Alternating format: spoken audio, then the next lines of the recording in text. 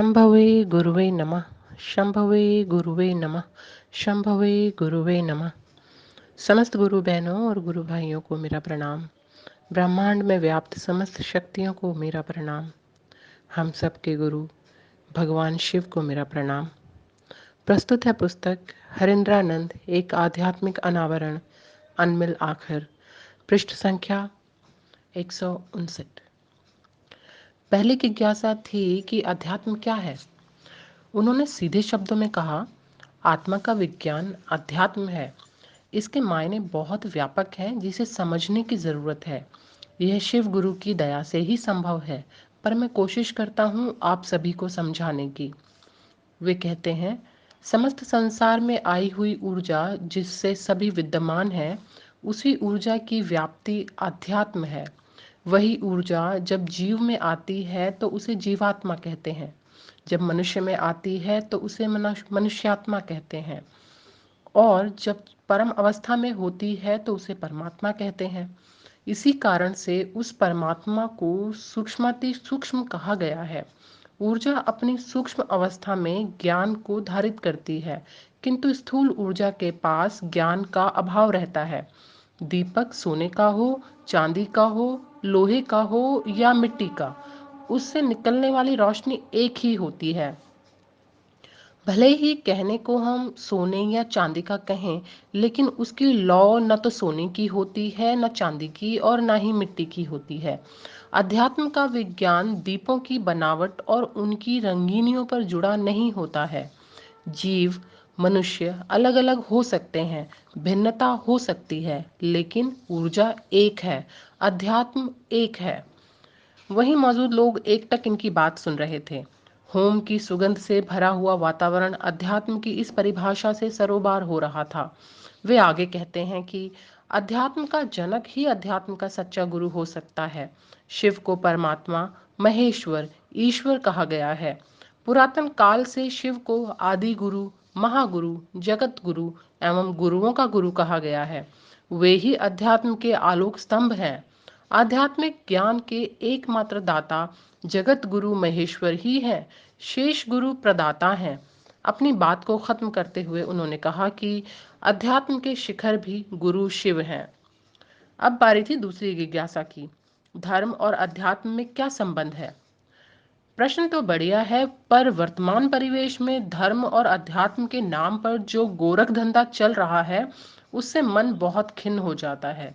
साहब कहते हैं, खैर समस्या नई नहीं है, हाँ इसके समाधान की जरूरत है। और देखिए, महादेव ने उपाय दे दिया है हमें। गुरु शिव की शिष्यता पाकर इन सब से मुक्ति पाई जा सकती है। धर्म का मूल अर्थ है धारण करने योग्य। यह संसार नश्वर और परिवर्तनशील है। जगत स्थूल है, फलतः दृश्यमान है, किंतु जगत के संचालन में जो ऊर्जा क्रियाशील है वह दृश्य नहीं है। उसी ऊर्जा के मूल स्रोत को शिव अथवा परमात्मा कहा गया है। वह सूक्ष्माति सूक्ष्म है। हमारा शरीर भी सूक्ष्म तरंगों से बना हुआ है। शरीर स्थूल है, किंतु मन सूक्ष्म है। मन की अदृश्य मशीन में पैदा होने वाले विचार, भाव और प्रेम भी सूक्ष्म है। धर्म और अध्यात्म में कोई विभेद नहीं है। अध्यात्म आत्मा अर्थात सूक्ष्माति सूक्ष्म सत्ता के विज्ञान को कहा जाता है। ऊर्जा का विज्ञान जगत में भेद नहीं करता, इसलिए मानव का धर्म और अध्यात्म एक ही है। आज धर्म के लिए प्रचलित संज्ञा संप्रदाय हो गया है। यह उचित नहीं। अगर धर्म का अर्थ आप संप्रदाय लेते हैं तो यह अध्यात्म नहीं है। संप्रदाय में अध्यात्म हो सकता है, किंतु संप्रदाय शब्द का प्रयोग अध्यात्म की दुनिया को खंडित करता है। संप्रदाय अलग अलग हो सकते हैं, किंतु धर्म अपने मूल अर्थ में संपूर्ण मानवता का एक ही है, अर्थात प्राणी जगत में आई हुई उस ऊर्जा अर्थात परमात्मा की ओर अग्रसर होना। धर्म और अध्यात्म की ऐसी व्याख्या से जिन्होंने प्रश्न किया था संतुष्ट और आप्लवित दिखे। साहब ने घड़ी की ओर देखा, 11 बजने को थे। दीदी को कहा, प्रसाद बांटना चाहिए, रात काफी हो चुकी है।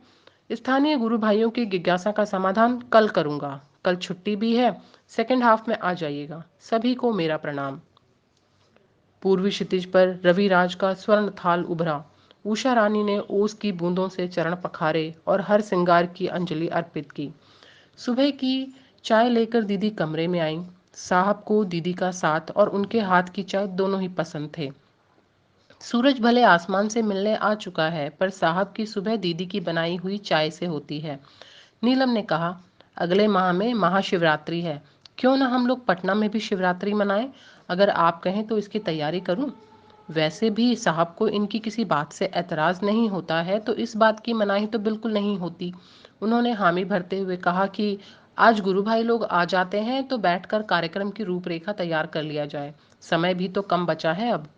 अपने शयन कक्ष में सजे पूजा घर के पास पड़े कुछ कागज के पन्नों को नीलम आनंद ने साहब को थमाते हुए कहा, ये कागज पूजा की टेबल पर पड़ा हुआ है, देखिए क्या लिखा है इस पर। लिखा था, ये कोरे कागज तुम्हारी रचना के लिए हैं। इन पर जब भी तुम अपनी आत्मानुभूतियों को शब्दबद्ध करोगी तो तुम्हें लगेगा कि मैं भी कुछ कहूँ। साहब ने कहा कि ये कागज आपकी लेखनी के लिए हैं, इस पर अपनी अनुभूतियों को लिखा करें ताकि वे अनुभूतियां आने वाली पीढ़ियों के काम आ सकें। अज्ञात या ज्ञात कोई भी संदेश मानव जीवन में परिवर्तन लाता है। अब दीदी ने ठान लिया था कि उन्हें जो भी अनुभूति हुई है उन्हें शब्दबद्ध करेंगी। नीलम ने अपनी लेखनी की शुरुआत मैं भी कुछ कहूँ शीर्षक से उसी वर्ष महाशिवरात्रि के पावन अवसर पर किया।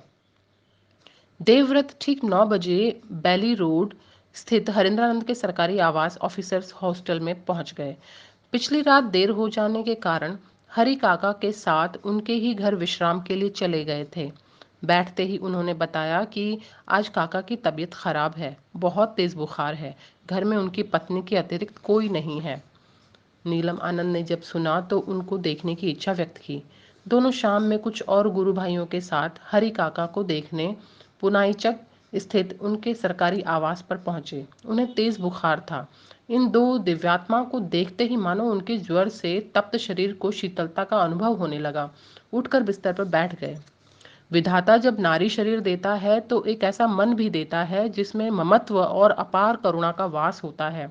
परमात्मा की करुणामय अभिव्यक्ति का साकार रूप ही तो है यह नारी।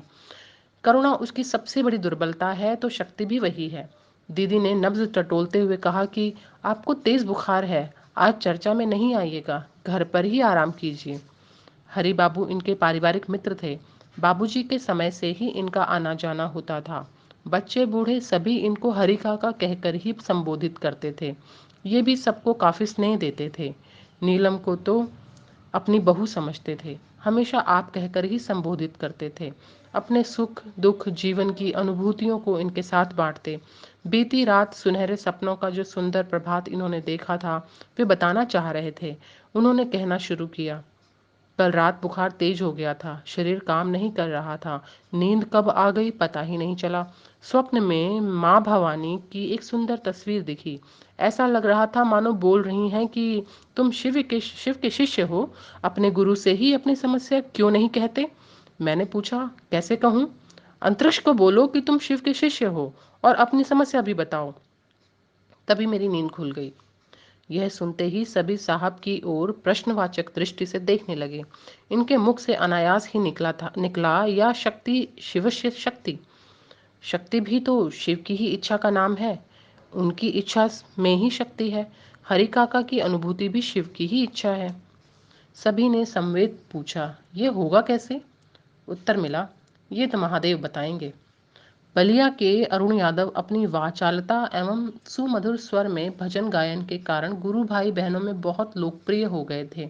बिना सोच विचार किए मन के तल पर जो बात आती उसे निसंकोच शब्द रूप दे जाते। साहब दीदी भी इनको बहुत स्नेह देते थे। दीदी के साथ तालमेल अच्छा था, इसलिए जो मन में आता तपाक से बोल जाते। लोगों को पता था कि ये साहब दीदी से बातचीत करने में ज़्यादा सहज हैं, तो जब भी कोई प्रश्न पूछना होता तो पर्ची पर लिखकर इनकी तरफ बढ़ा देते। मजे की बात यह है कि इन्हें जवाब भी मिल जाता। यह हरिंद्रानंद की उदारता का परिचायक था या गुरु भाइयों के प्रति उनका अनुराग, कहना कठिन है। रविवार का दिन था, सो दिनचर्या आराम से चल रही थी। दिन के भोजन के बाद लगभग 3 बजे चर्चा आरंभ होने को थी। तभी एक गुरु भाई ने अरुण यादव से एक स्वर रचित भजन गाने का आग्रह किया। अरुण स्वर और सुर दोनों के धनी थे। वैसे प्रशंसा सुनकर प्रसन्न होना तो मानवोचित गुण है। यह तो किसी भी मानस को अभिभूत कर देता है। अरुण भी इससे अछूते नहीं रहे। टेबल को पास खींचकर उसे तबला समझते हुए भजन गाने लगे। शिव की शिष्य की राह पर चल पड़े हो अगर, साथ चलने चलाने का वादा करो। रुक गए हो तो रुकने की जिद ना करो, साथ चलने चलाने का वादा करो। भजन के बोल साहब को कर्णप्रिय रहे हैं। सुनते ही वे कमरे से बाहर आ गए। सभी उनकी ही आशा में थे।